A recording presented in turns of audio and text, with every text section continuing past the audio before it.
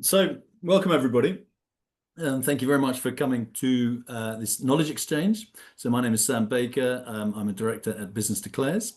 Business Declares is a business network of about 140 businesses. We think they're progressive businesses, and we are seeking to catalyze action against the poly crisis, which we define as climate, ecological, and social inequality.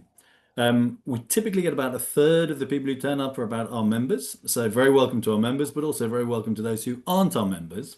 And if you do want to discuss with us about Business Declares and about joining our network, then please do as a first step, read our manifesto, see what you take away from it, whether or not you agree with it. If you do, then please get in touch and let's have a conversation. And so that's on our website. You see the URL there, and just download it. It's not very long. It's about 7 pages, and we'd be delighted to have a chat with you. So today we have our Knowledge Exchange. So we have this every 2 months. We choose outstanding speakers and good topics to bring to both our members and to others.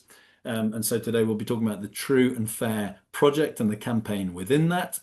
And so we've got 3 speakers to help us work through that and some of the principles behind it. This will be followed by another 45 minutes, and this is with Tim Jackson, and that will be hosted by Samantha Cooper, who is also a director at Business Declares. So what we'll do is at the end of the 45 minutes, it's a bit clumsy, sorry, but we're low budget, so we've only got 1 Zoom. So what I'll do is I'll close this on the minute, and then I'm going to open the next one. And so the opening and closing has got to be absolutely on point. We'll put a link into the next one. If you haven't signed up for that or registered for it, you can just get hold of the link and go into that one afterwards. But what else to say? Thank you very much for your donations, those of you who donated. We are intentionally low budget. We're not owned by anybody. We're not bought by anybody. And so those donations come in very handy. So right, that's enough on that. So right, to what we have in front of us for the next 45 minutes. So this is a topic that I have been in and out of over the last 10 years. So we are absolutely delighted to host Social Value International talking about the True and Fair project, but also Sam King talking about impact and the assessment of impact. It's a world that, as I say, I've spent some time with over the last 10 years. We've got absolute experts on the call as well as those speaking. We've also got people who are relatively new to this topic, so it'll be a bit of a mishmash. But for me, this is wholly aligned to one of the points that we make in the manifesto, which is trying to recognize the true cost of doing business. And so I think this is a campaign about really recognizing that. So we've got 3 speakers. So from Social Value International, we've got Jeremy Nichols and we've got Joe Fackler. So Jeremy Nichols has a long history in social impact. So Social Impact UK, Social Value International, and then Joe also has a big, significant history in impact sort of assessment, but also application. And Joe, we came across each other at the Impact Management Project, which I had huge respect for, that well thought through methodology around assessing impact. So Joe will lead on talking through what this sort of project and associated campaign is. And then we thought we'd bring Sam in. So Sam has got a background in strategy consulting at Deloitte, but then he moved on to Kearney. Was it Kearney or Kearney? Kearney, that's the one. With a sort of background in both strategy, but also increasingly into the digital world and increasingly into sustainability. And so what he's ended up at GIST or GIST, and you'll talk a little bit more about that. But the reason I think that is so interesting, because this is really using technology to try and assess impact. And as we know, impact outside in, it's normally, if nothing, is starved both because of sort of sensible and thought through frameworks and concepts, but also because of data. And so really excited to hear about that. And for me, these 2 parts absolutely go together. So the campaign, but also the ability to assess impact on a broader scale. And we heard plenty about that at the FT yesterday. So, Joe, if you would like to kick off, so we'll have a bit from Joe on the True and Fair, then we'll go into Sam. If anybody's got burning questions, shoot them in the chat. Vaish, just interrupt as we go, and if somebody's got a burning question, sure, ask. Or at the end of Joe's piece, we'll break for a little while. I'll get some questions in, then we'll go to Sam, and then we'll have time for more Q&A right at the end. So, Joe, over to you. Sounds good. Thank you so much, Sam. It's a real pleasure to be here, and hi to everyone on the call. So I've got I think 10 to 15 minutes, I'm really going to be taking you through a whistle-stop tour of what the True and Fair project is looking to achieve and why this matters for the business community. Just to say, Sam, thank you very much for the introduction.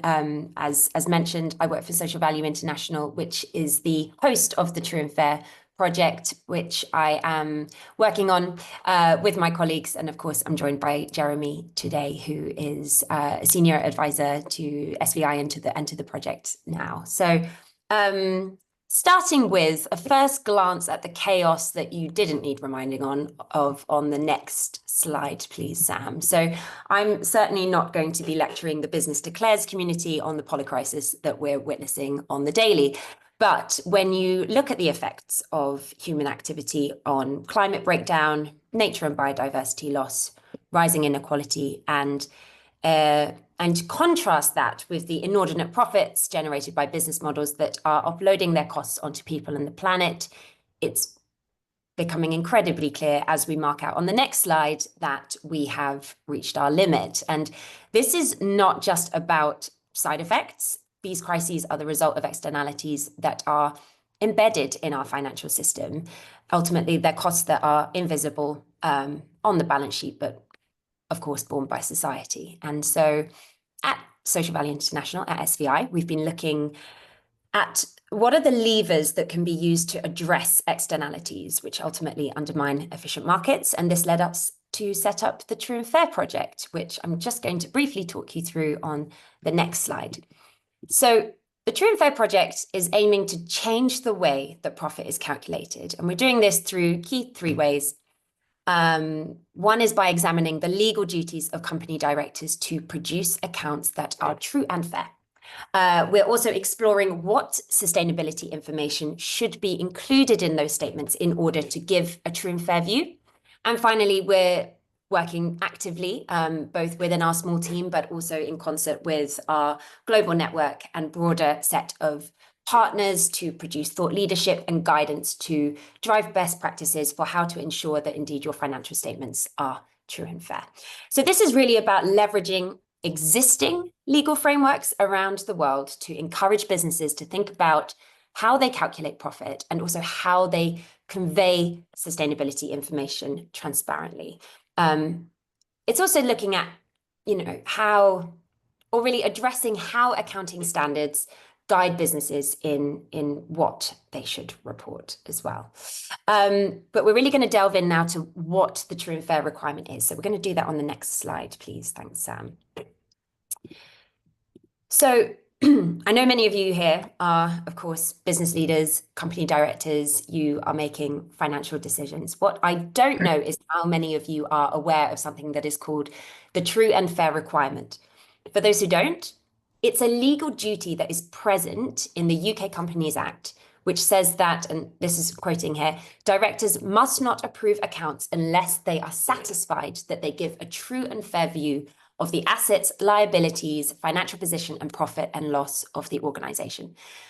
And we thought this was really interesting because whilst this requirement has been around for a long time, the world as we know it has changed and it will continue to do so at pace. And so based on this, we commissioned a legal opinion in the UK by a leading KC. And we wanted to understand what this true and fair requirement means to businesses and of course, business directors in today's world. And the findings were fascinating, and the high level findings are laid out here.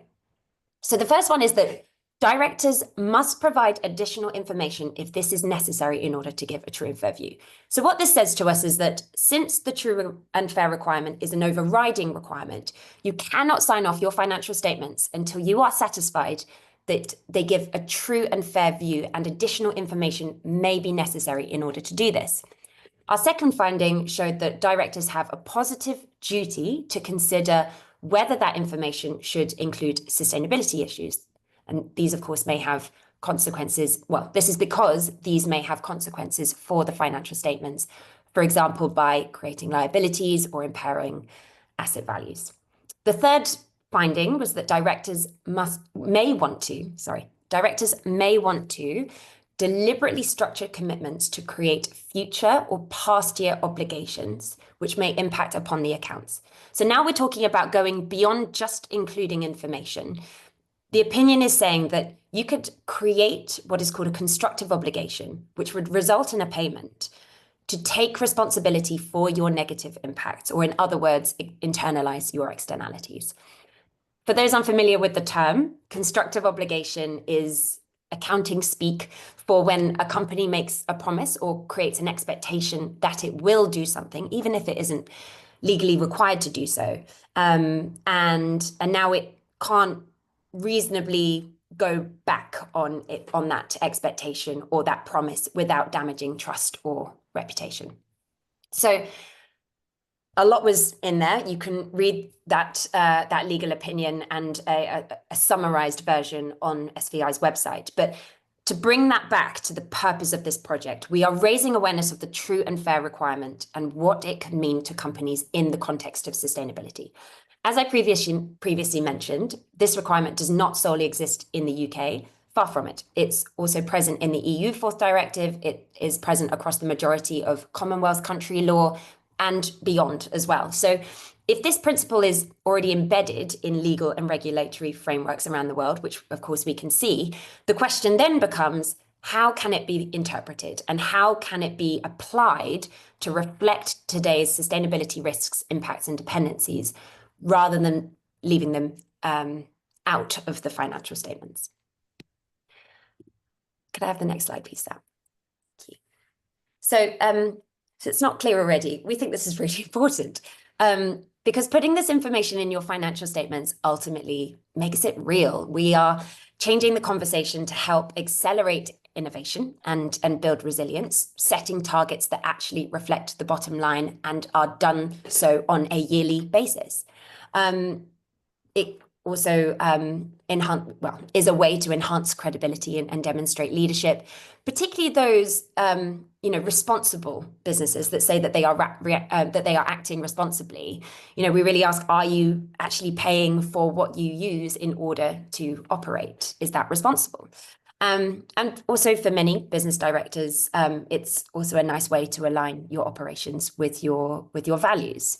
So, there's lots of conversations that we've been having with different companies over time, and sort of we found, certainly we kind of lead with this point around innovation and resilience and kind of creating those strategies that set you up for the here and now, rather than saying we're going to reach this by then.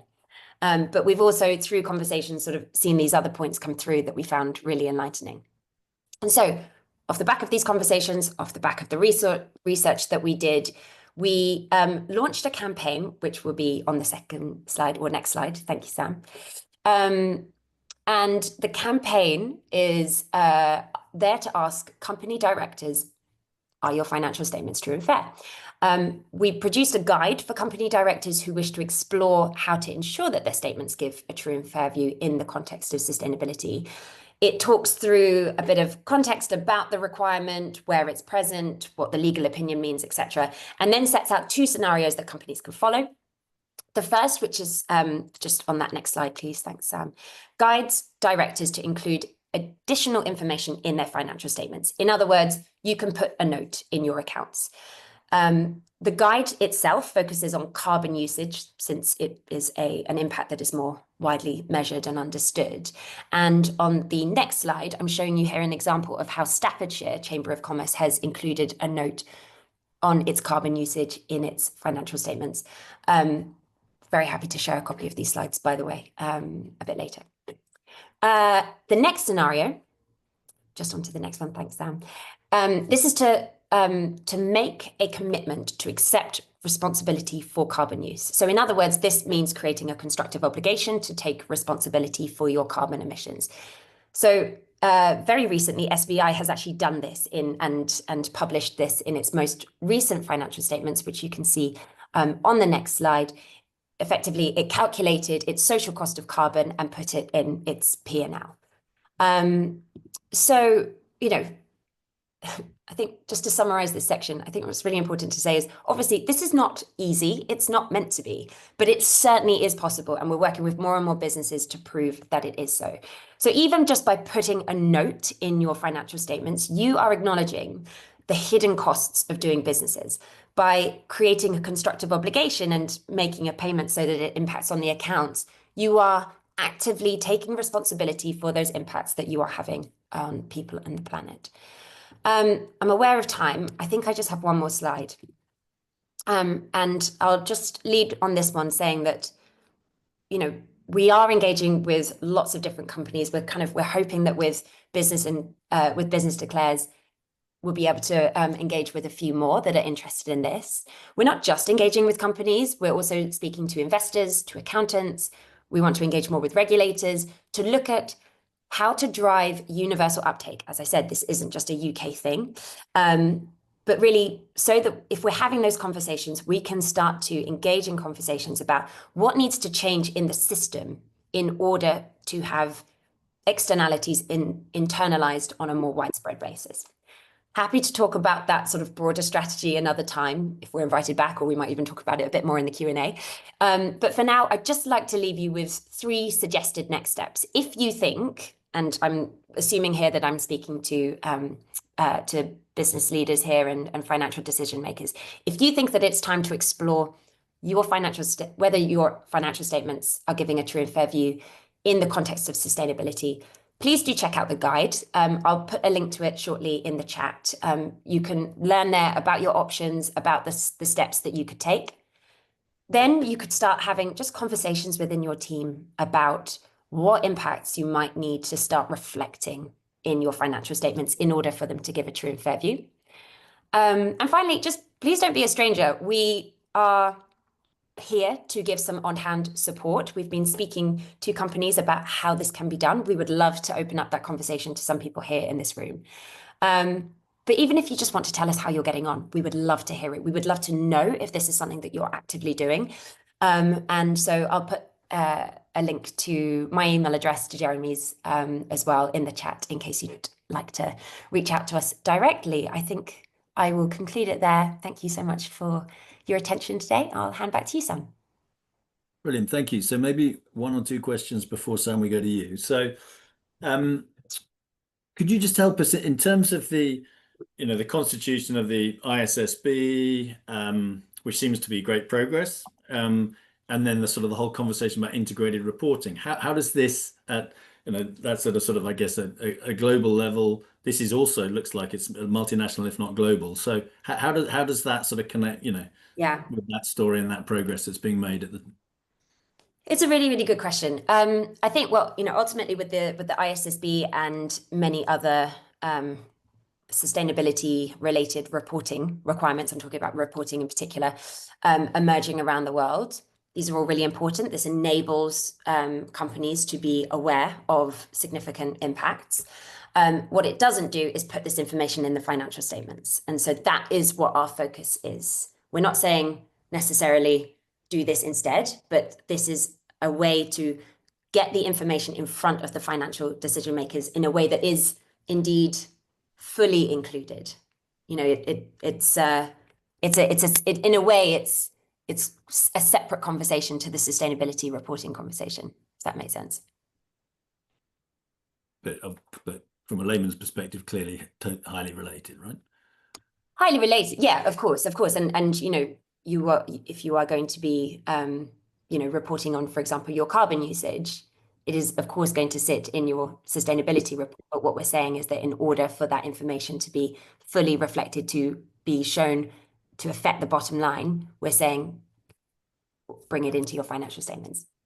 Got it. Okay. So a couple of questions. One from Henny about education. So if you could sort of talk to any plans around education there, that would be super good. And then Ben's asking about the Better Business Act and sort of relationship to that. And then Jeremy, you got your hand up. So please, Jeremy, come in whenever. Just come off mute and say whatever you want to say.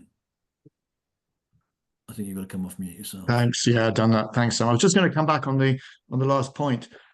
For the link with many of the reporting frameworks, they are mainly coming under larger businesses, much larger businesses.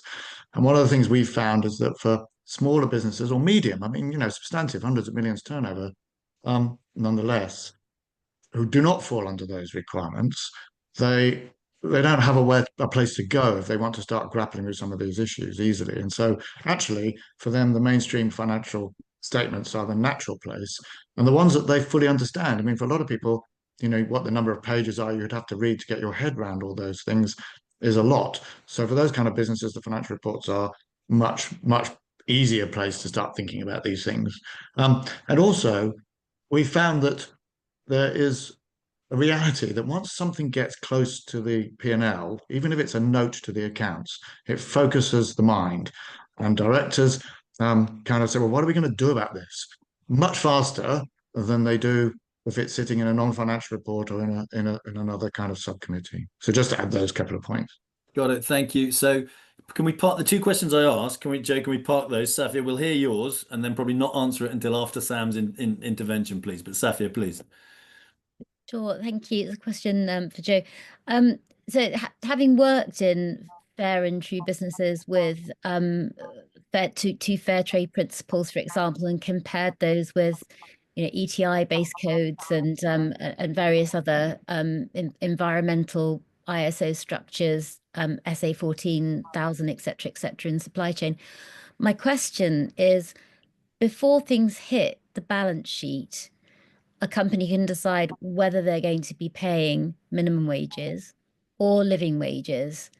And it's been made explicitly clear that the one way to reduce production to what scientists say should be about 75% or so is to pay living wage. So I suppose, the accounting, the analysis that directors kind of understand, I totally agree with that governance structure, but I'm just saying, going back to business, how it pays the true and the fair cost of its products, raw materials, production processes through very elaborate supply chains, what activities are there to just say, well, the basis should be paying minimum wages, actually moving towards living wages, which would actually then also reduce carbon emissions and the environmental impact at the same time as delivering a really nice exit out of the polycrisis. Excellent. Thank you, Safia. And Jeremy and Joe, if you could put that in your hat of questions along with the other ones that were asked. But Sam, let's hear from you. And I thought it was super important to hear from Sam because obviously a lot of this, we've used carbon or emissions as an example. Obviously that in many ways that's easier to quantify. It's got a sort of an assessed cost. Some things don't, or some things haven't in the past. And so, Sam, over to you to sort of broaden that out in terms of impact. So let me just. Yeah. Hi everyone. Thanks, Sam. Great presentation, Joe. I'll take about 10 minutes, I think. So I work with Gist Impact. We're an impact valuation company founded by Pavan Sukhdev, who many of you I know will know personally. I really wanted to make the key point of this presentation is to talk about how able we are to measure those externalities that Joe mentioned, so that it is possible to internalize them and disclose them in the way that's just been described. Just starting with, I'm going to start on the topic of what's topical today, which is the boom in AI and data centers, we're starting to see more acknowledgement in the mainstream press. I've clipped the FT here of those externalities, and this is the air pollution impact as a result of the data center boom. So I'm going to talk a little bit about how we can do that at scale. So if I can go to the next page, please, Sam. So just a little bit about Gist Impact. So we are an impact valuation company. We've been around for about 17 years. We have impact methodologies for all of the 4 capitals and the drivers within each of those, and I'll go through some of those. And what we have is data on more than 17,000 companies, so that it's possible to, off the shelf, look at impacts for a lot of large listed companies. And we have location-specific impact models on a 50 by 50 kilometer grid of the world. So whether we're looking at air pollution or water consumption or some social programs, we can look at the impact in those local areas on local communities so that you can generate the impact valuation that you need for the disclosure that Joe mentioned. I'm going to go, if I can go down a page, please, Sam. I'm not sure how much I need to go into the definition of impact with this group, but just to level set that when we're talking about those externalities that Joe mentioned and impact, we follow the driver outcome impact as the highest level framework that you can see here. So the driver being a quantity of something being emitted or extracted, the outcome being the change in the physical, economic, or social state. But then the impact being the actual change in well-being of stakeholders in those local communities. And we do think it's important to do this at a local level. So that's just, I don't think I need to, I wasn't sure, but just level setting on what is an externality and what we're doing. If I go a little bit deeper though, I decided to take air pollution because of, I can link it back to the data center and the AI boom. So what are we actually doing with our models, just impact? So taking air pollution, we're looking at the amount of pollutants being emitted across SOx and NOx and particulate matter and others. We have models to look at the prevailing wind speed and wind direction and heat and temperature across the world so that we know what's happening to those pollutants in local areas. And we overlay that on population density, so we know how many people are exposed to the air pollutants in this case. Then we look at the outcomes. So as a result of that, looking at the scientific literature, what's the impact of inhaling more of those pollutants on human health in particular? And how does that human health impact result in disability adjusted life years through illness and other things? And then putting a dollar quantified impact on that. So in the local market, what it costs the disability adjusted life year and what it costs to manage the disease. And the example we're playing with here is an air pollution example, but the numbers are real for one of the companies within our database. And it's a hard to abate sector, so the number is very large, 1.6 billion negative impact, not always that large. So these are our models, and we run these across thousands of companies, and but we also work with very small companies to do this. And Jeremy and I are working with a company at the moment in the UK, a small retailer, let's say, and working on this so that they can measure their impacts. If I can go down, please, Sam. I thought just to give two real life examples of this. So these are impact disclosures by our clients in the public domain. So the first one is a financial services company. So this is NBIM, Sovereign Wealth Fund in Norway that they've disclosed. And they've looked at the impacts across all of their portfolio holdings of listed equities, of which they have significant holdings. And as you can see on the bar chart, this is the natural capital impact. So this is air pollution plus water, waste generation, greenhouse gas emissions, and others. Land use change is a big one.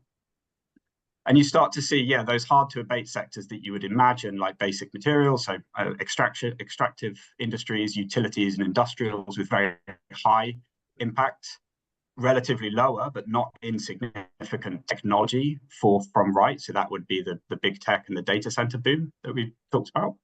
And on average, it's $12,000 per $1 million of revenue, that the negative impact that these companies are having across the whole of this portfolio. So it is very easily possible to build up a picture from a company up to a portfolio of what is that negative externality based on locally specific analysis. And then if I take one more, if I could go down one more, this is a final example. So this is then the closing example. This is Wipro, who we've been working with for 8 years now, and they publish in their climate report their negative impacts. And sometimes this surprises people. You can see they've published that their negative impact on the environment is negative $270 million. But what that is made up of, the large green bar, the $180 million, is actually their air pollution impact, which is what they acknowledge is a result of their data centers, predominantly in their supply chain in India and Southeast Asia, which rely on diesel generators when the grid goes down, which can be quite often there, but also just the grid mix in the local area. So this is the exact example that we started with of data center boom driving air pollution, driving a negative externality, which we are already measuring and is already being disclosed by Wipro in this example. And kudos to their leadership for publishing this publicly. I know there's many other companies that do so, but kudos to them. And I'll close just by saying, yeah, the emphasis really is, I've taken a natural capital example, but we do work with companies to, I've seen a question around social impact as well, and we can also measure the positive and negative externalities associated there. Okay, great. Well, thank you very much indeed for that, Sam. Just maybe a question before we get back to the questions that were asked before, maybe a couple of questions for you would be, one, how does so the inputs, I mean, there's a lot of interesting data sets, and I might be misrepresenting them, but Trace, I was listening to somebody from Canopy or Canopy International talking yesterday. So how do you sort of, how much of the data, I guess, is open and how much of it is proprietary and therefore sort of has an expense attached to it would be one question. And the second thing, with this proliferation of information, not least because of satellites, how do you make sure that how do you validate? How do you make sure that there's not just noise or bad information causing poor outcomes? Yeah, the short answer is, yeah, we're a business, so we have to invest in people to check the data quality and make that commercially viable. So we do, to answer your question, we check the data with a team of, we use technology, a team of 50 data quality folks and a research lab and product team of more than 30. So we invest in the quality of the data. We have open sourced a lot of our impact methodologies at the country level in an effort in collaboration with other parties, with Y4 Institute, the VBA, Capitals Coalition, and others. And then we charge for the country-specific coefficients that I've been representing today. But what we've built is a data portal that has all of our data and all of the country and location-specific coefficients on it, supported by this science. So whenever one of our clients wants to see how do we get to a calculation of the externality, they can drill right down.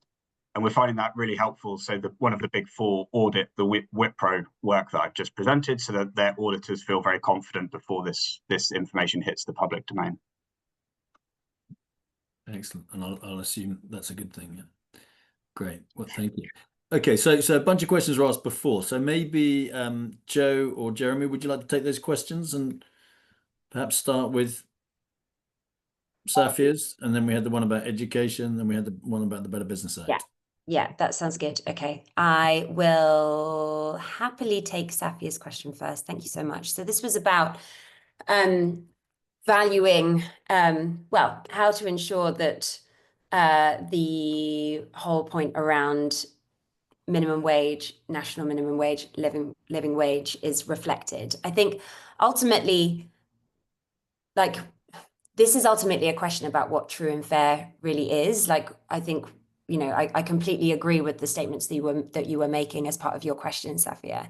I mean, we're not necessarily on the social side and on the wages side, we're not necessarily suggesting that you create a constructive obligation to to take responsibility for underpaid labor in that element of your supply chain, because you would just pay your staff more. So that I don't think that complicated process is necessarily warranted. But I think what it does do is open up a conversation of, okay, well, how then do we ensure that statements overall are true and fair, leveraging the point around, social topics and staff wages as well. So I'd say, more to follow on that front. I think this might actually relate now neatly to, there was a question by Sarah on other social related topics. Jeremy, can I ask you to perhaps take this one? It was yeah, certainly, yes.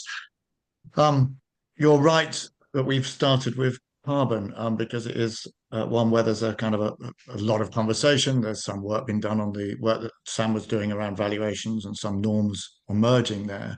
But there's absolutely no reason why any other impact or dependency that the directors said they felt they should be responsible for and create an obligation for could not be addressed, or indeed that they might conclude, having considered that additional information was required in the notes to the accounts.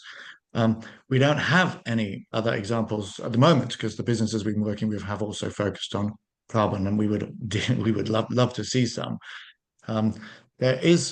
We're doing some work with an audit firm, an accountancy firm, an auditor at the moment to explore what some of those commitments might look like and what approaches to estimating the amount and the value of those would also look like.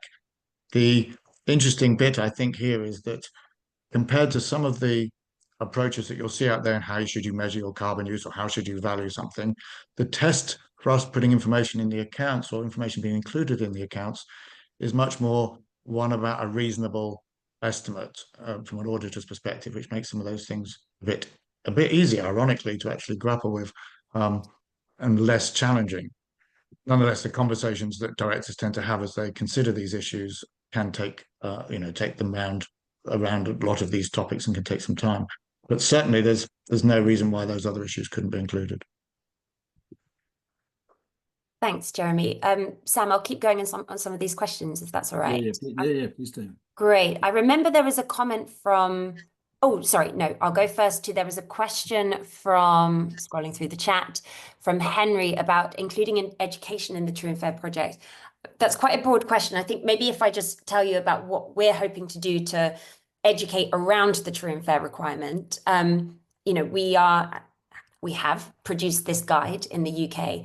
We're also working with SVI's global network, of which we have, I believe it's 26 networks around the world, to, in certain jurisdictions, produce guides that are relevant to that specific jurisdiction and then translating that. We have one coming up, will be released in July. We've got one coming up in Spain, for example, but also many more in Europe, APAC and Latin America.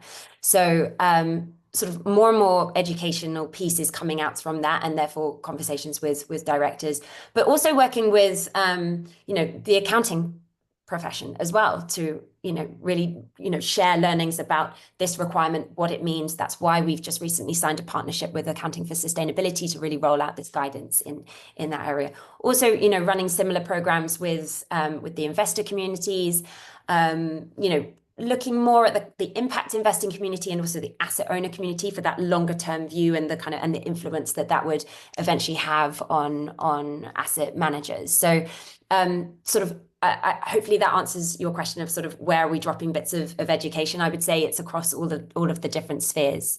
I saw a really helpful comment from Paul about working with the likes of Chapter Zero networks and other networks. Couldn't agree with you more. That's of course why we're engaging with the likes of Business Declares on how do we spread the awareness of this. In the context of Chapter Zero specifically, we do have a partnership with the Centre for Climate Engagement, which is heavily linked to the Chapter Zero networks, as well as many other business networks in both the EU, UK and beyond. So, sorry, Joe, just to chip in. So Paul also said, True and Fair is not voluntary. It's a mandatory requirement, right? So I guess part of the education here is saying, well, actually, you're not delivering. Both the auditors and the directors are not delivering on what they're supposed to deliver at the moment anyway. Unfortunately, it's a norm not to do what you're supposed to do. It's that. Yeah, I saw that in reaction to Ben's question, which was incredibly helpful. Okay, let's just bring Paul in. He's got Paul. And yeah, thank you. Actually, it was simply to reiterate that, but also that in the UK and in many other parts of the world, the corporate governance code, which directs investors, can be an incredibly useful point. And in fact, if you look at Principle 1A of the current corporate governance code, it implies it without saying it. It needs to be said, and it could be a very useful lever. Yeah, thank you. No, that is great. As through this work that we're doing with the CCE, we are looking at additional duties of both corporates and investors in relation to the True and Fair project, in relation to the True and Fair requirement as well, and sort of building that fuller picture and fuller argument. So yeah, really, really important to have that on our radar. Thank you. Okay, brilliant. And then Sam, just one question for you, and then we're going to have to collect. Sorry, everybody, it's a bit rushed, but the best conversations always are. So Sam, there's a couple of questions in there for you. One from Helena, and a very philosophical and very important one from Alex. But maybe start with the Helena one. Yeah, I mean, I guess it's not easy. I guess beyond the efforts that are being discussed here today, like True and Fair, the only other softer approach to drive the change is double materiality standards like CSRD, where we are using impact valuation to determine what's material for a business. So impact is not forgotten and externalities are not forgotten, which drives disclosure. Whether or not that then, if it reflects the true cost of the business, time will tell. Probably not anytime soon, but we're doing our best. I think Alex's point on is very well heard and very well understood. I don't want to write a response to that. I think it's too pithy and not appropriate. But I think it doesn't reduce the human misery in any way, but it tries to value the negative impacts so that we can bring it to more attention and more can be done. Sam, can I just come in on the last point? I know we're tight, but on Harry's point around the total change issue, just because the requirement is a mandated requirement to consider that it's a duty. We feel that there perhaps, and from my personal experience, rather than a wider suggestion, that as an accountant and a director, I've tended to conflate True and Fair with meeting accounting standards. And so actually, I don't think there's such a massive change required in the first instance. There's more of a requirement that the existing legislative framework is thought about and considered. And as our legal opinion said, directors must exert themselves in thinking about this. And I think we can all get going with that, to be honest. Okay, on that, all get going. Hear that, everybody? Fantastic. Thank you, Jeremy. Thank you, Joe. Thank you, Sam. Thank you, everybody, for attending. Please see the link in the chat. That's to the next session with Tim Jackson, just kicking off. We will take this chat. We will produce the recording as well. There's some great references there and suggestions that we'll take on board. But thank you very much indeed for your time and attention. See you on the other side. Thank you, everyone.